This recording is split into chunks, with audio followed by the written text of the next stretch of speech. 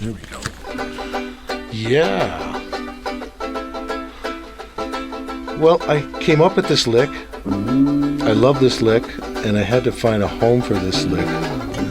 And us being a Calgary country rock band, moving down to Toronto, the big city, that's where a lot of this lyric came from. We were always wearing my cowboy hats, lots of country music in Calgary, and we were doing this sort of country rock feel thing, and that's sort of like where a lot of that came from, the feel.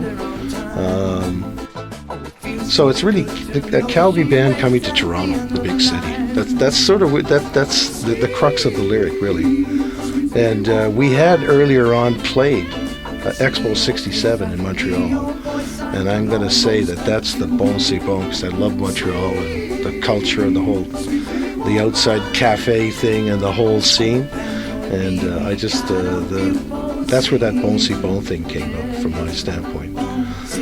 And yes, on the way to the studio, I thought this lick could be really cool if it was played on banjo, because I think it needs that little extra bit of color.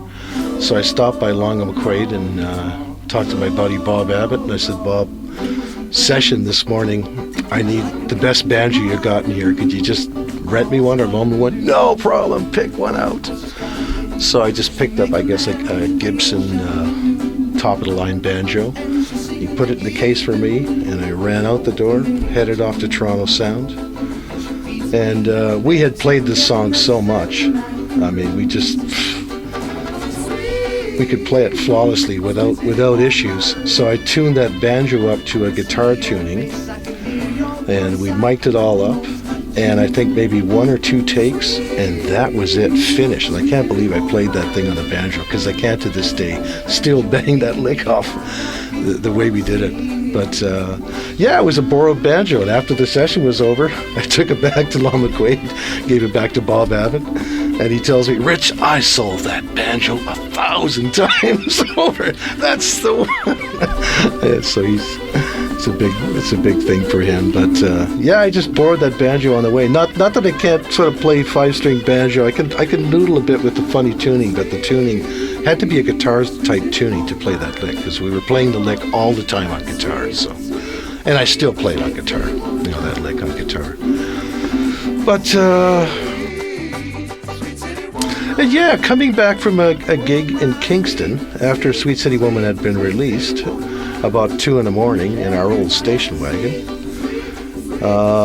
American radio would drift in, and we were getting WABC on the way back from Kingston to Toronto. And just out of nowhere, WABC New York #1, Sweet City Woman, from WABC in New York. Freaked us out. We pulled over, jumped around the car like dummies, yelling and screaming. So excited to hear this track, #1 in New York. So that I remember all the time. So impossible for me to hear the opening of this song. Yeah, impossible. Not to picture me myself on top of a Mayan pyramid, in Teotihuacan, Mexico. I wrote this song.